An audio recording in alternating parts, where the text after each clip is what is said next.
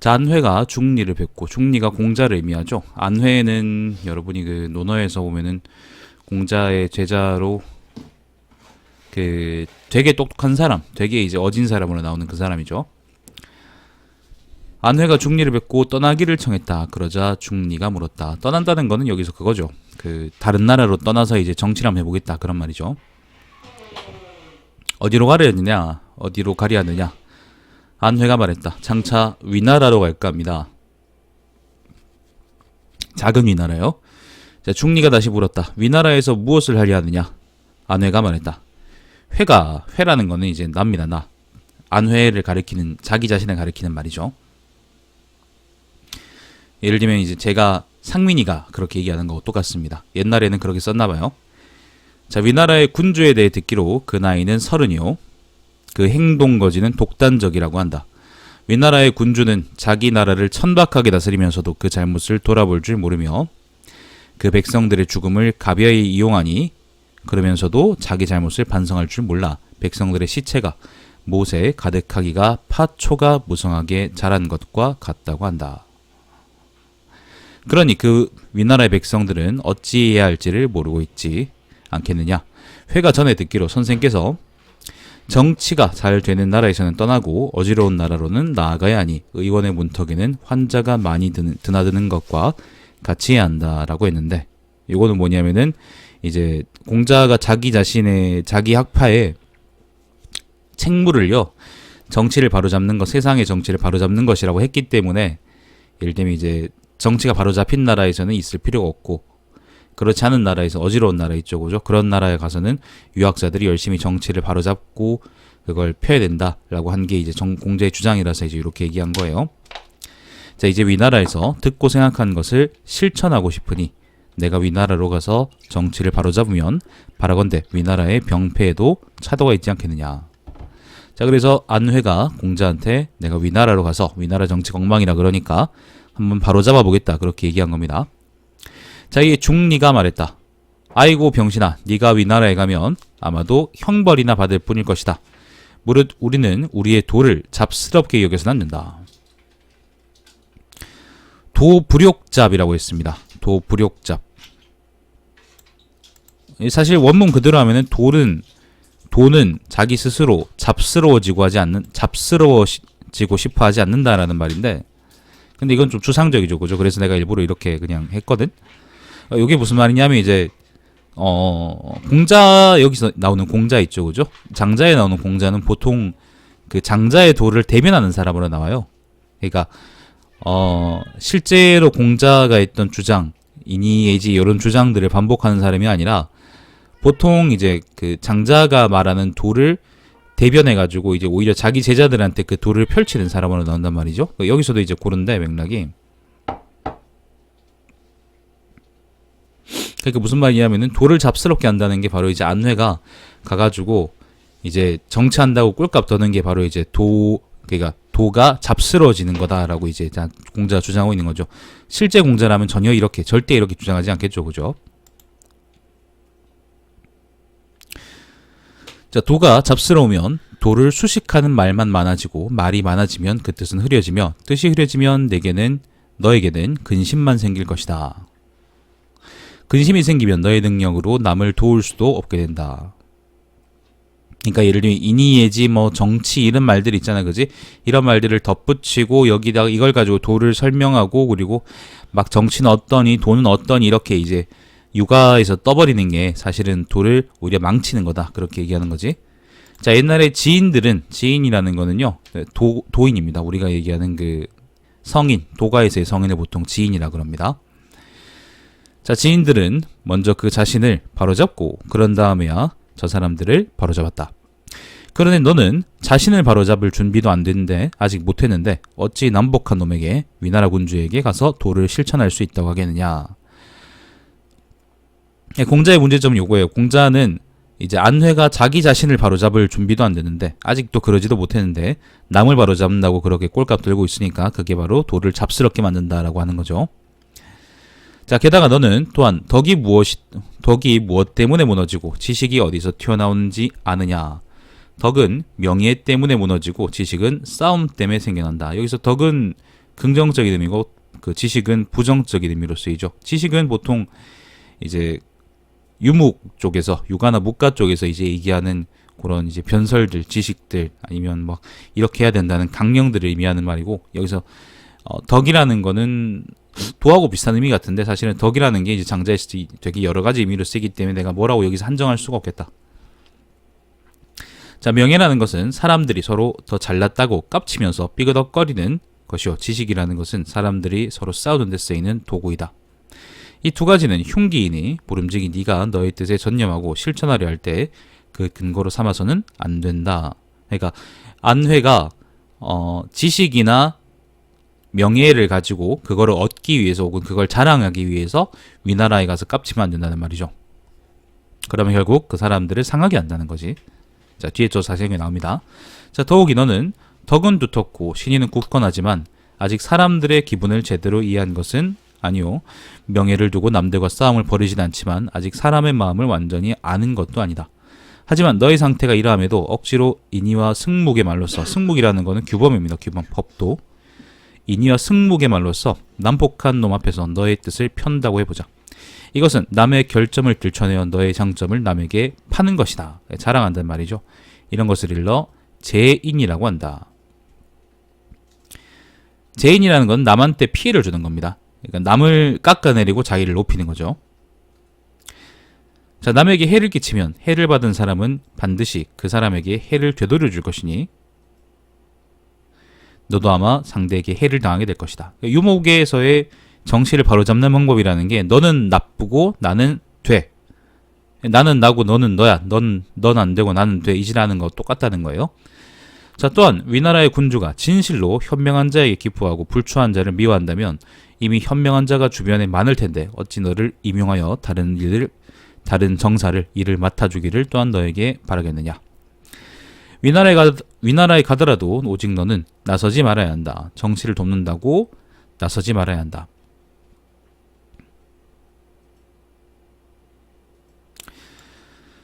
이거는 내가 잘못했네. 자, 반드시 또한 남을 업신여기고 남과 싸움을 벌여서는 자기가 이기려 될 것이기 때문이다. 그런데도 네가 정치에 관여하려 한다면 위나라 군주의 추궁 때문에 너희 눈은 오히려 위나라 군주에게 현혹될 것이고 안색은 오히려 위나라 군주 때문에 새파랗게 변해버릴 것이며 입에서는 위나라 군주 때문에 오히려 변명만 튀어나올 것이고 표정은 위나라 군주 때문에 오히려 비굴해질 것이니 결국에는 너의 마음도 또한 위나라 군주에 굴복해버릴 것이다.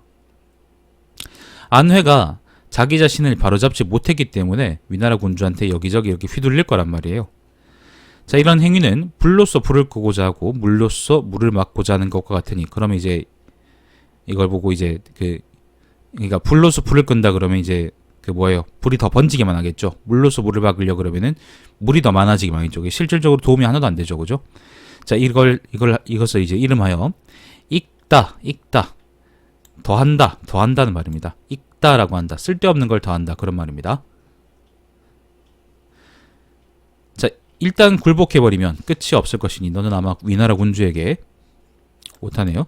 신임을 얻지 못하면서도 스스로 위나라의 정치를 도울 수 있다고 생각하는 중후한 말이나 내뱉다가 반드시 난폭한 놈 앞에서 죽고 말 것이다.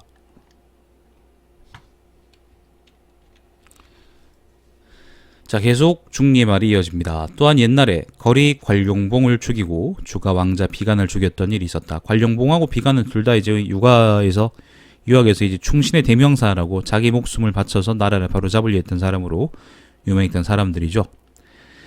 자, 관룡봉과 비관은 모두 자신을 갈고 닦은 사람으로서 남의 아래에 있으면서 남의 백성을 보살피려 했고 남의 아래에 있으면서 자기들의 윗사람을 거스르고 말았다.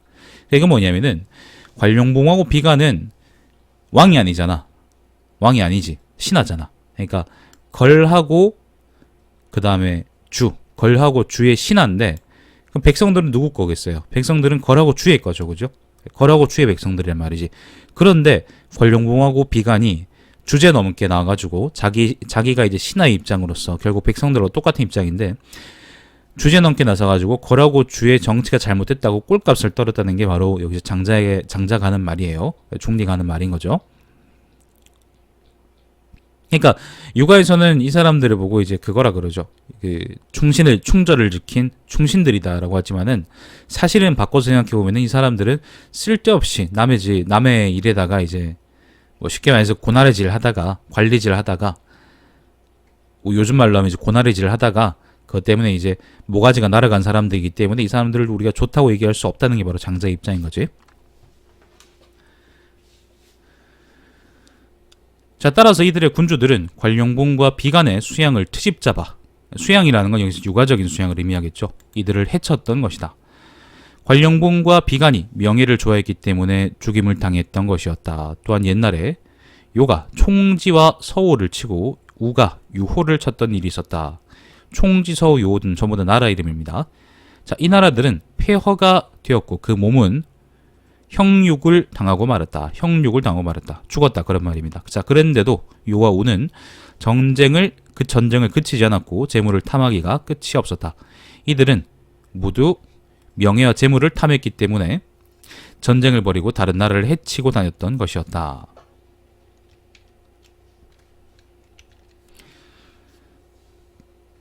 자, 어째 이런 것들을 듣지 못했겠느냐. 명과 실을 가지고 싶은 욕망은, 명과 실이라는 거는요, 명은 관룡봉하고 비간이 탐했던 명성을 의미하고 명예, 명망을 의미하고요.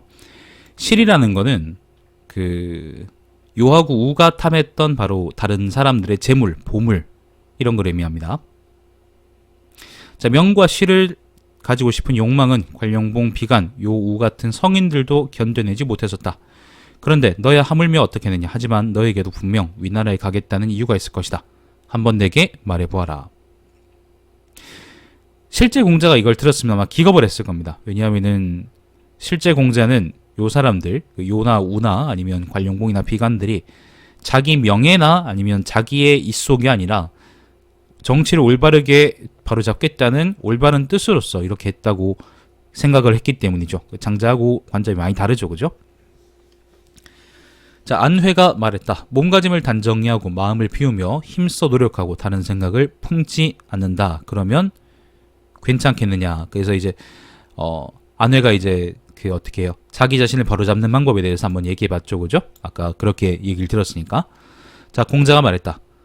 어허, 어찌 괜찮겠느냐. 무릇 위나라의 군주에게는 양기가 가득해서 양기가 외부로 크게 넘쳐 흐를 정도이니 위나라의 군주는 자신의 양기를 주체하지 못해 자기 낯빛을 바로잡지도 못한다. 그래서 보통 사람들은 위나라의 군주를 거스르지조차 못하는 것이다.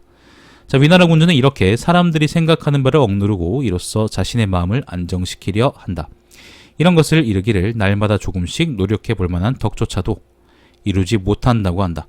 자, 그런데 하물며 큰 덕이야 어떻게 했느냐. 또한 위나라 군주는 자기 고집 때문에 남의 말을 듣지 않고 남의 말을 듣지 않으니 그 뜻이 변하리라 생각할 수도 없다.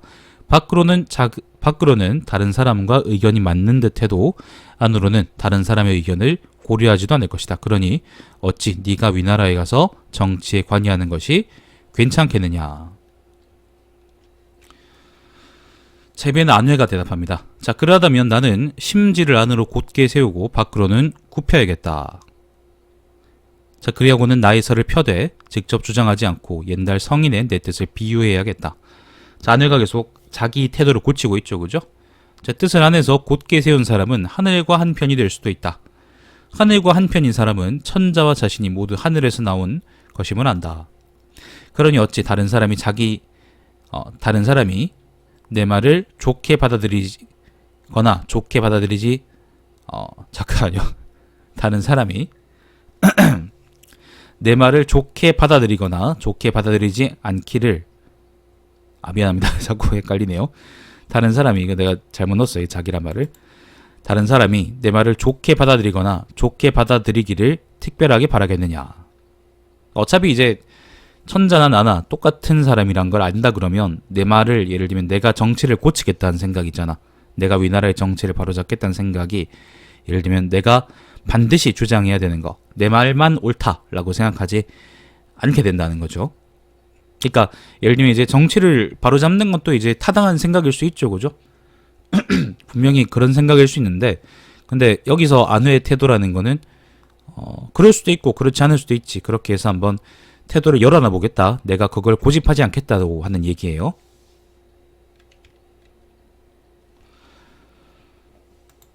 자, 사람들은 이와 같은 사람을 동자라고 한다. 동자라는 거는 이제 어린아이를 보고 동자라 그럽니다. 여기서 동자라는 거는 이제 하늘에서 내린 천성이 손상되지 않은 사람으로 보입니다. 그러니까 어른이 되면은 갈고 이제 닳잖아, 그죠? 그러면서 자기 천성을 해치게 되는데, 동자라는 거는 그 천성이 그러니까 아직 이제 그 어그러지지 않은 사람을 아마 의미하는 것 같아요. 자, 또한 이런 것을 일러 하늘과 한편이라고 한다. 뜻을 밖으로 굽히는 사람은 다른 사람들과 한편이 될 수 있다. 경기곡권은 신화된 자의 예법이다. 경기곡권이라는 거는 이제 그 예법, 그러니까 예를 무릎을 꿇거나 그런 거 있잖아, 그지? 그런 걸 보고 경기곡권이라 그래요. 자, 신화된 사람의 예법이다. 사람이라면 모두 경기곡권을 따르는데 나라고 감히 하지 않을 수 있겠느냐. 다른 사람들이 하는 대로 따라한다면 다른 사람들도 또한 나를 힐난하지 않을 것이니 이것을 일러 사람들과 다른 사람들과도 한편이라고 한다. 자, 이게 일종의 처세술이죠, 그죠? 자기설을 펴되 직접 주장하지 않고 옛 성인에 비유하는 사람은 옛 사람과 한편이 될 수도 있다. 성인의 말은 비록 겉으로는 가르치는 말이지만 실제로는 문책하는 말이다. 또한 성인의 말은 예로부터 있던 것이지 내가 만들어낸 것이 아니다. 성인의 말을 빌어 자신의 주장을 펼치는 행위의 양상이 이와 같으니 그 어조가 설사 강직하더라도 주장 때문에 트집 잡히진 않을 것이다. 이런 것을 보고 옛사람과 한편이 된다라고 한다. 자, 하늘과 한편이 되고 다른 사람과 한편이 되고 옛사람과 한편이 된다라고 하는 게 바로 장자의 여기서의 처세술의 그거의 요점이에요. 하늘과 한편이 된다는 거는 내 주장을 내세우지 않는 걸 의미해요. 다른 사람과 한편이 된다는 것은 다른 사람들이 하는 대로 따르는 것을 의미해요. 그러니까 이제 다른 사람들이 거스르지 않는다는 거죠. 그리고 마지막으로 옛사람과 한편이 된다는 거는 예를 들면 내가 여자친구한테 공부 좀 해라 등신아 그렇게 얘기하면 여자친구가 싫어할 거 아니야. 안 싫어한다고? 진짜? 공부해. 부끄러운 줄 알아야지. 아무튼 싫어할 건데 내가 예를 들면 옛날에 이제 순자께서 이제 순 선생님이 공부하러 하셨다 그러면 이제 물론 그건 공부하라는 말이긴 하지만은 근데 그렇게 하면 이제 일단 내가 직접 그걸 주장하는 것은 아니고 그죠? 그렇기 때문에 다른 사람한테 예를 들면 나 자신을 내세워 가지고 그 사람을 이제 힐난하거나 아니면 아까 내가 처음에 나왔던 것처럼 나 자신을 높여 가지고 그 사람을 깎아내리거나 그런 양상이 되지 않는다는 거예요. 그렇기 때문에 옛사람과 한편이 된다라고 하는 게 바로 이제 여기서 나오는 말입니다.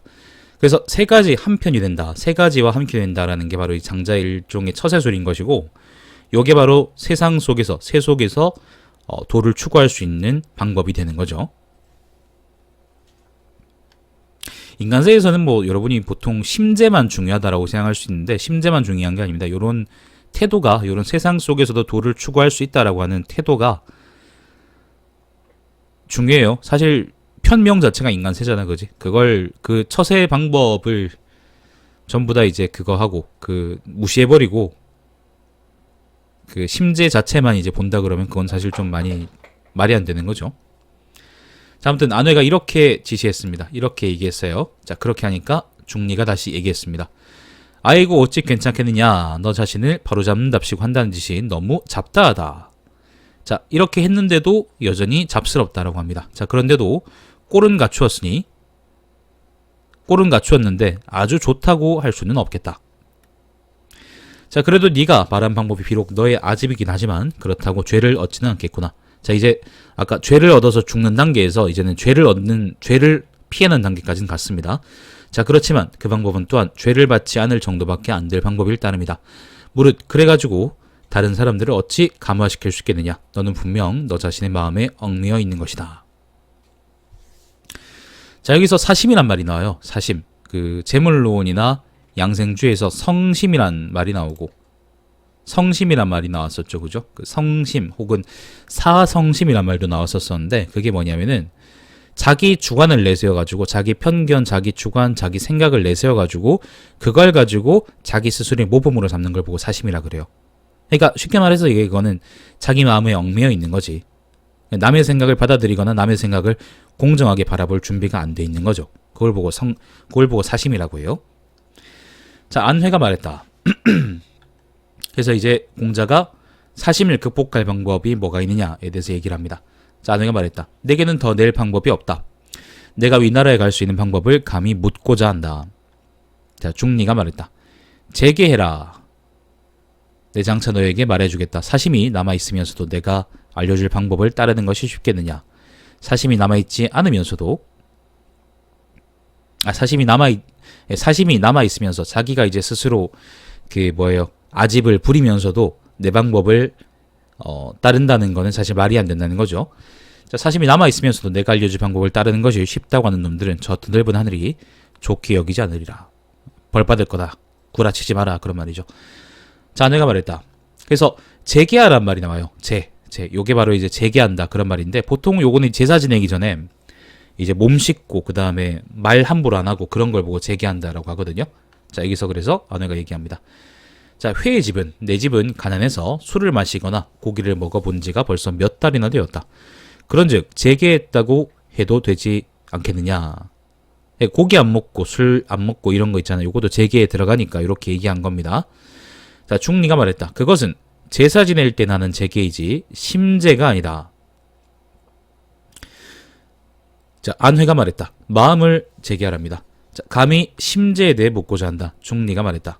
너의 뜻을 일관되게 다듬어라. 세상의 소리를 귀로 듣기보다는 마음으로 들으며 마음으로 듣기보다는 귀로 들어라. 귀는 외물의 소리를 그저 들을 뿐이고 마음은 외물을 자기에게 맞춰버릴 뿐이다. 반면 귀는 자신을 온전히 비우고 사심없이 외물을 대한다. 그래서 돈은 오직 허에만 모여든다고 하는 것이다. 마음이 허한 상태야말로 심재로다. 허는 비어있단 말이죠. 허라는 건 비어있단 말인데, 마음을 비운다는 게 무슨 말이냐면은, 잠깐만요. 마음을 비운다는 게 무슨 말이냐면은 사심을 없앤다는 말이에요. 자기 아집이나 자기 고집을 내세우지 않는다는 말이죠. 혹은 이제 바꿔서 얘기해서 자기가 내세울 수 있는 자기 아집, 고집 이런 거 있잖아, 그치? 성심 이런 거를 비운다는 게 바로 이제 심재의 요점인 거죠. 그러니까 귀로 들으면은 뭐예요? 밖에서 들어오는 소리를 그냥 이제 듣는 거밖에 안 되고, 마음으로 들으면은 외물을 자기 안에 맞춰버린다. 그러니까 자기 아집대로 이제 예를 들면 그런 거 있잖아. 자기 마음대로 해석한다. 아니면은 보고 싶은 대로 본다. 아니면 또 무슨 말이 있을까요?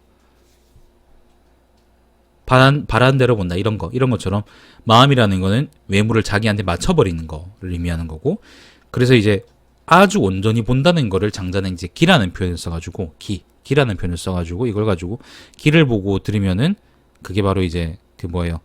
사심 없이 외물을 대하는 것이다라고 이제 얘기하거든. 요걸 보고 심재라고 해요. 자, 안회가 말했다. 회가 선생이 일러준 것을 일찍이 알지 못했을 때에는 나 자신은 참으로 회였다. 회라는 거는 자기 자신이죠.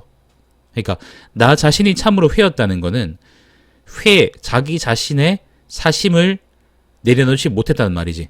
그러니까 자기 자신의 사심, 자기 자신의 아집, 편견, 고집을 내려놓지 못하고 그걸 그대로 갖고 있었다는 말이 바로 요 말입니다. 나 자신은 참으로 회였다. 하지만 선생이 일러준 것을 알고 나니 회가 있었던 적이 없게 되었다. 사심을 놓았단 말이죠. 자, 이제 내 마음이 허하다고 할 수 있겠느냐. 자, 선생이 말했다. 너의 경지가 극진하구나. 이제 내가 너에게 위나라에서 네가 어떻게 행동해야 할지 말해주겠다. 너는 이제 위나라의 국경으로 들어가서 위나라 군주에게 유세하더라도 명예와 같은 것에 마음이 흔들리지 않을 수 있게 되었다. 자, 위나라 군주가 네 의견을 받아들인다면 떠들면 되고, 위나라 군주가 네 의견을 받아들이지 않는다면 주장하기를 그만 그치면 되니 마치 문도 없고 벽도 없는 듯 해야 한다. 그러니까 받아들인다면 얘기하면 되고, 받아들이지 않는다 그러면 굳이 얘기할 필요 없다는 거죠. 얘기하면은 그게 뭐겠어요? 그게 바로 아집인 거지. 뜻을 일관되게 정해두고 어쩔 수 없는 경우에만 뜻에 맡겨야 한다. 자, 그러면 네가 할 수 있는 것을 거의 이루게 될 것이다. 아주 어쩔 수 없는 경우에만 원칙대로 행동하고 그 외에는 이제 그냥 흘러간 대로 그대로 두는 게 맞겠다라고 얘기하는 게 바로 공자의 말이죠. 자, 다니기를 그저 그만두는 것은 쉽지만 아주 움직이지 않는 경지에 이르기는 어려운 법이다. 사람이 시키는 대로 하면 잘못되기 쉽지만 하늘이 하라는 대로 하면 잘못되기 어려운 법이다. 나는 날개가 있어 날개로 날아다녔다는 말은 들어본 적이 있지만 날개가 없는데도 날아다녔다는 말은 아직 들어본 적이 없다. 마찬가지로 나는 아는 게 있어서 안다고 하는 말은 들어본 적이 있지만 아는 게 없는데도 안다고 하는 말은 아직 들어본 적이 없다. 여기가 요 네 가지 얘기가 좀 난해한 그게 있어요. 분명히 뒤에 보면 이제 이게 그 뭐예요? 심재하고 그 다음에 그걸 비유하는 말인데 분명히 첫 번째 비유가 좀 이상해. 잠깐만요. 다니기를 그저 그만두는 것은 쉽지만 잠깐만요.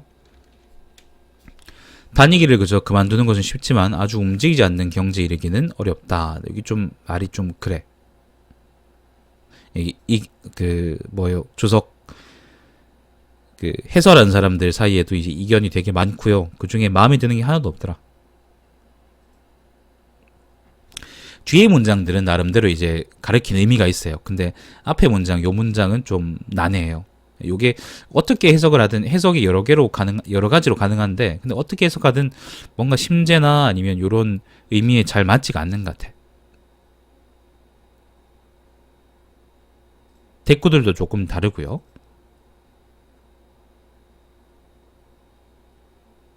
일단 저는 이렇게 했는데 맥락에 따라서 한번 보시길 바랍니다. 맥락에 따라서. 자, 뒤에 까먹죠. 사람이 시키는 대로 하면 잘못되기 쉽지만 요건 이제 사람이 하고자 하는 대로 하면 잘못되기 쉽다는 말이겠지 아마도. 자, 하늘이 하는 대로 하면 잘못되기 어려운 법이다. 요게 바로 이제 도의 자기를 맡긴다는 거지. 자, 날개가 있어 날개로 날아다녔다면 들어본 적이 있지만 날개가 없는데도 날아다녔다는 말은 아직 들어본 적이 없다.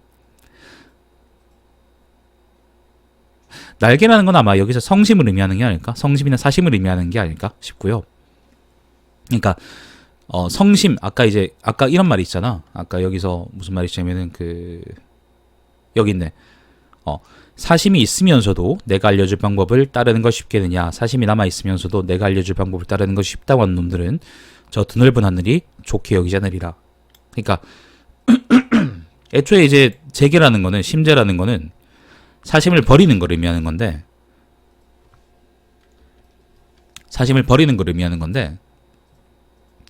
사심을 버리지도 못하면서 이제 이것저것 하는 거는 말이 안 된다고 아까 얘기했었죠, 그죠? 아마 그래서 여기서 나오는 날개로 날아다녔다는 말도 사심으로써 이제 이것저것 하고 다녔다라는 말을 의미하는 것 같고, 반대로 이제 사심이 없으면 그렇게 멋대로 굴 수 없다는 말인 것 같아요, 아마도.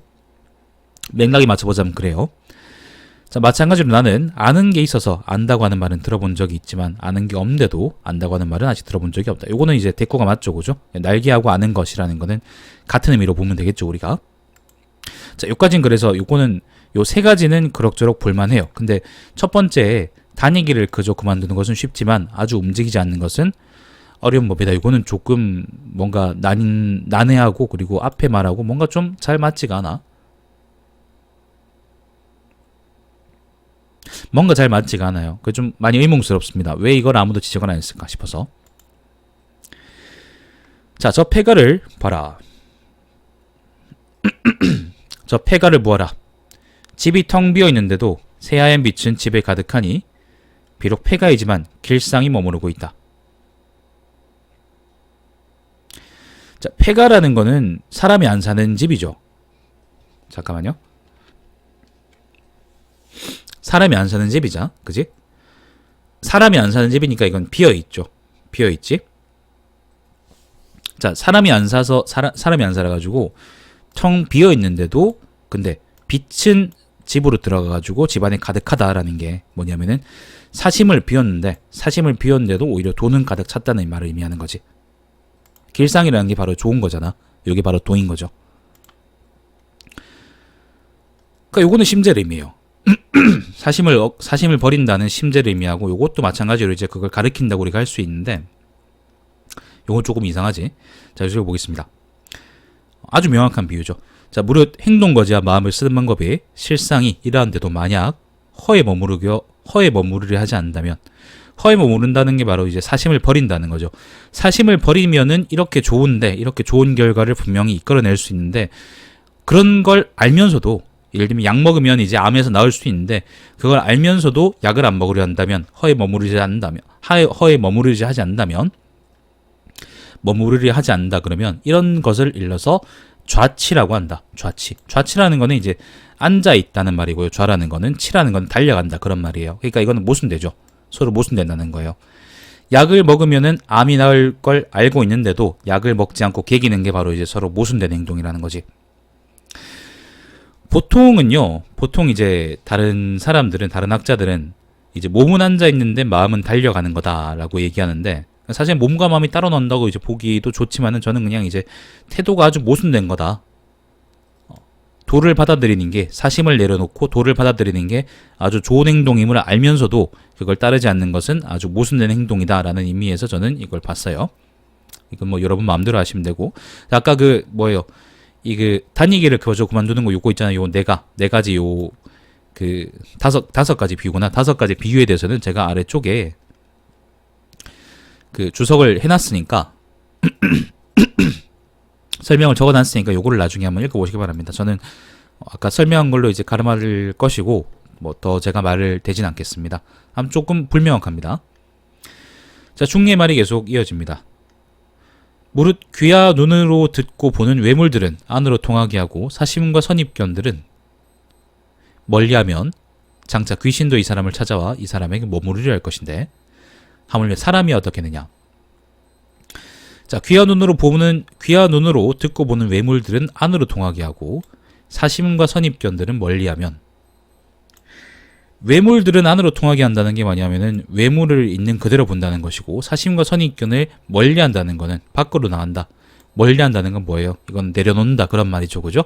그러면 귀신조차 이 사람을 좋아할 정도로 이 사람이 아주 뛰어나게 될 것인데, 하물며 사람이야 어떻게 냐, 사람도 이 사람들을 분명히 따르고 좋아할 것이란 말이죠. 자, 이것이 바로 만물이 서로 감화되는 경지이다. 이 경지는 우와 순이 탐냈던 것이고, 복희와 괴거가 평생토록 실천하려 했던 것이다. 그러니 하물며 우나 순, 복희, 괴거보다 우미한 사람들이야 어떻겠느냐. 자, 이게 인간세의 바로 첫 번째 에피소드입니다. 이게 안회하고 중리의 얘기를 통해서 일단은 몇 가지 주제가 있습니다. 이게 첫 번째 주제는 일단 육아에 대한 비판이고요. 육아에서 하는 게 맨날 이제 어디 가가지고 니들 집안을 내가 바로잡아 주겠습니다 라고 얘기하면서 이제 집안을 망치는 게 일이기 때문에 그거에 대해서 비판하는 게 일단 첫 번째 일이고, 두 번째는 여기서 심제라는 말이 나옵니다. 이게 뭐냐면 사심을 내려놓는단 말이죠, 그죠? 자기가 따르는 편견, 자기 고집, 자기 아집, 자기 생각, 자기 자아를 내려둔다는 말이 바로 심제입니다. 이게 수행 방법으로서도 일단 되게 중요하고요. 이론적으로도 사실 옛날에는 별로 중요하지 않다고 생각했는데 지금 생각해보면 되게 중요한 것 같아요. 그리고 거기서 나오는 처세술들, 처세 방법들, 그리고 그 도인들의 경지라는 게 바로 3가지 주제가 되겠습니다. 첫 번째 에피소드인데 존나 길어요. 이걸로 한 반쯤 내려온 것 같은데, 심제라는 말을 잘 기억해 두는 게 좋습니다. 이게 심제라는 개념은 여기서만 나오지만은 심제, 사심을 내려놓는다 혹은 성심을 내려둔다는 말은 사실은 제물론 이후로부터 쭉 나오는 말이에요. 계속 나오는 말입니다. 장자의 정치이론이라는 게 이제 정치에서 벗어나는 걸 바로 그렇게 정치이론이라고 했다 그러면, 여기서 이제 심제라는 거는 장자의 수양 이론, 자기 수양, 자기가 도를 이제 닦는 방법 혹은 도를 사람들 사이에서 지켜나가는 방법으로서, 그런 방법으로서의 이제 이론적 이제 실천 방법이라고 볼 수 있겠죠, 그죠? 심제라는 말이 그런 맥락에서 나오니까 우리가 좀 볼 필요가